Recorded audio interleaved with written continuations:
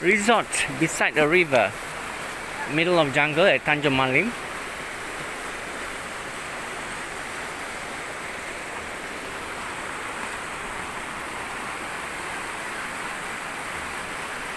Teratak ya. Beautiful nature.